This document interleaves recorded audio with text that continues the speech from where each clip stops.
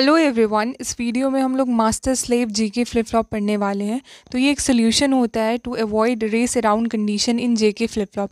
अब ये race around condition क्या होता है, इसका पहले ही वीडियो बना हुआ है, तो इस वीडियो को देखने से पहले जो रिलेटेड वीडियो है उसको जाके देख लो। तो ये master slave JK flip flop क्या होता है कि नॉर्मल जेके फ्लिप फ्लॉप में क्या होता था कि जैसे ये ब्लॉक डायग्राम है जेके का, यहाँ से फीडबैक अटैच होता था।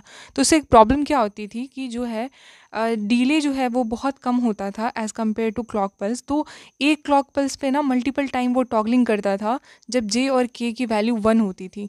तो वहाँ पर जो कंडीशन अराइज होती थी जिसकी वजह से आउटपुट जो होता है वो अनप्रिडिक्टेबल होता था, तो उस कंडीशन को रेस अराउंड कंडीशन कहते थे।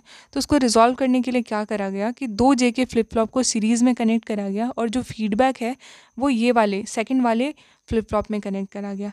अब जो पहला जो क्लॉक पल्स हम अप्लाई करते हैं पहले वाले वो तो एक्सटर्नल होता है, और जो सेकंड वाले फ्लिप फ्लॉप में हम क्लॉक पल्स अप्लाई होता है वो इन्वर्टेड फॉर्म में होता है। ठीक है, जो पहला फ्लिप फ्लॉप है उसको कहा गया मास्टर और जो सेकंड फ्लिप फ्लॉप है उसको कहा गया स्लेव।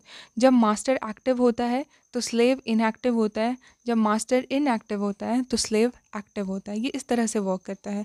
वही लिखा गया कि master slave flip flop is a combination of two flip flop connected in series. It is use to eliminate race around condition that occurs in level triggered JK flip flop.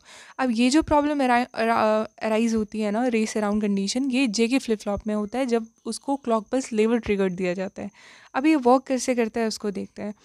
तो देखो, master जो होता है ना, जब इस पर high clock pulse देते हैं तभी ये एक्टिव होता है, वो इनपुट लेता है और फिर डेटा को स्टोर करता है। अभी अपडेट नहीं हुआ है क्यू की वैल्यू, और जब जब ये इसको हाई मिलेगा तब एक्टिव होगा। तो यानी इसका ऑपोजिट, जब इसको लो मिलेगा तो स्लेव एक्टिव होता है। ये क्या करता है, इसका आउटपुट लेता है एज एन इनपुट और फिर वो क्या करता है, डेटा में चेंज करता है।